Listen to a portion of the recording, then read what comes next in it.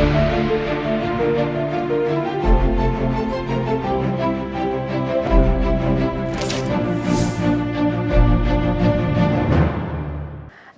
बहुत बहुत स्वागत है आपका उत्तर प्रदेश बुलेटिन में। आपके साथ मैं हूं श्वेता तिवारी। रुक करेंगे बुलेटिन में उत्तर प्रदेश से आ रही तमाम खबरों पर। तो चलिए शुरू करते हैं बुलेटिन का सिलसिला।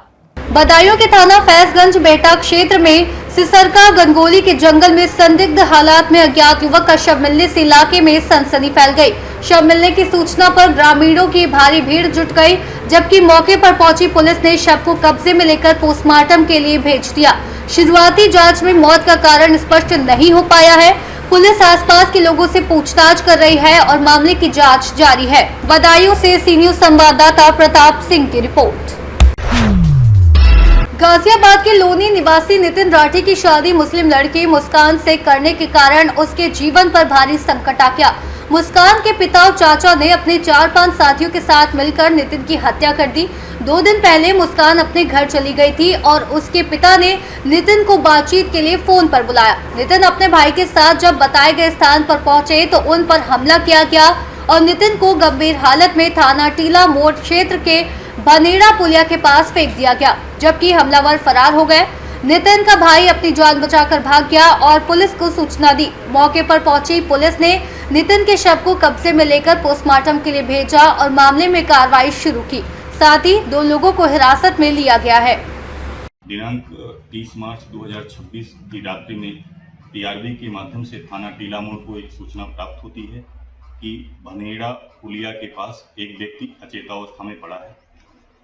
सूचना का त्वरित संज्ञान लेते हुए थाना टीला मोड़ पुलिस द्वारा मौके पर पहुंच को अपने कब्जे में लेते हुए उसके इलाज हेतु नज़दीकी अस्पताल आराध्या हॉस्पिटल भेजा जाता है, जहां से डॉक्टरों ने उसे जीटीबी के लिए रिफर किया।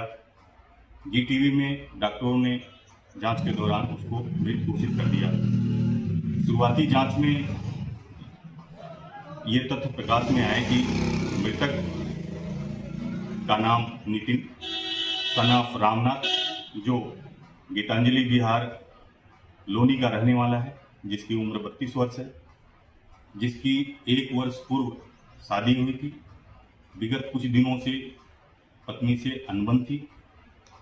इस अनबन के एवज में ससुराली जन उसके आवास पे आए थे। सुलह समझौते के नाम पे उसको अपने साथ लेके जाने लगे।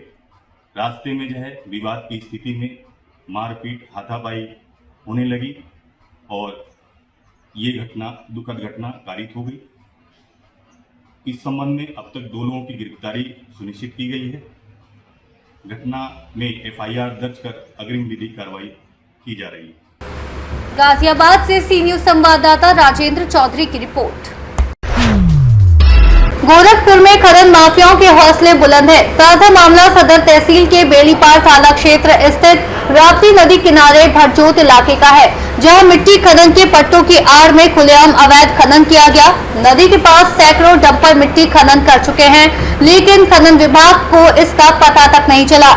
132 केवी बिजली लाइन के टावर के पास मानकों के विपरीत खनन होने से टावर की सुरक्षा पर गंभीर खतरा मंडरा रहा है, जिससे जिले के बड़े हिस्से की बिजली सप्लाई लंबे समय तक बाधित हो सकती है। बावजूद इसके प्रशासन की तरफ से अब तक कोई ठोस कार्रवाई नहीं हुई। स्थानीय लोग और तहसील प्रशासन भी मानते हैं कि भरजोत में मानकों के खिलाफ खनन हुआ है। आरोप है कि मिट्टी खनन के पट्टे रिवाड़ियों की तरह बांटे गए हैं और खनन अधिकारी अजीत पांडे पर भी कार्रवाई न करने के आरोप लग रहे हैं। लगातार अवैध खनन से राप्ती नदी की धारा मुड़ने की आशंका जताई जा रही है, जिससे बरसात में आसपास के इलाकों में बाढ़ जैसे हालात बन सकते हैं। गोरखपुर से सी न्यूज संवाददाता इमरान की रिपोर्ट। रायबरेली के सक्षम त्रिवेदी ने अपने सैकड़ों कार्यकर्ताओं के साथ कांग्रेस पार्टी ज्वाइन करके अपने राजनीतिक करियर की शुरुआत की है। उन्होंने ये कदम शहर के तिलक भवन में कांग्रेस जिलाध्यक्ष पंकज तिवारी की अध्यक्षता में उठाया और पार्टी का दामन थामा। सक्षम त्रिवेदी ने बताया कि उनके पिता पेशे से वकील हैं और वे स्वयं राहुल गांधी से प्रेरित होकर कांग्रेस पार्टी में शामिल हो रहे हैं। उन्होंने कहा कि राजनीति में आने का मुख्य उद्देश्य समाज सेवा करना है। क्या परिचय है और आप कांग्रेस आज ज्वाइन कर रहे हैं, तो इसका क्या आप उद्देश्य लेके आए? मेरा नाम सक्षम त्रिवेदी। आज मैं कांग्रेस पार्टी की सदस्यता लेने का अवसर मिला है। और मैं कांग्रेस पार्टी के सदस्यता लेने के साथ साथ कांग्रेस पार्टी के और कांग्रेस पार्टी को और मजबूत करने का काम करूँगा और लोगों को जोड़ने का काम करूँगा और इसकी नींव को ड्राइवरी में और मजबूत करने का काम करूँगा। इसके पहले भी आपका राजनीतिक सफर कैसा रहा? इसके पहले कभी भी मैं किसी राजनीतिक पार्टी या किसी भी पद पर नहीं रहा। ये मेरी पहली जो है ज्वाइनिंग है, मेरी कांग्रेस पार्टी से ही मेरी शुरुआत है। किससे प्रेरित होकर के आप कांग्रेस पार्टी ज्वाइन किए? मैं राहुल जी से प्रेरित होकर कांग्रेस पार्टी को ज्वाइन किया। और आगे भी कुछ आपको चुनाव में भी आना चाहते हैं, ऐसा कुछ उद्देश्य लेके? ऐसा कोई उद्देश्य लेके मुझे प्रेरित किया है।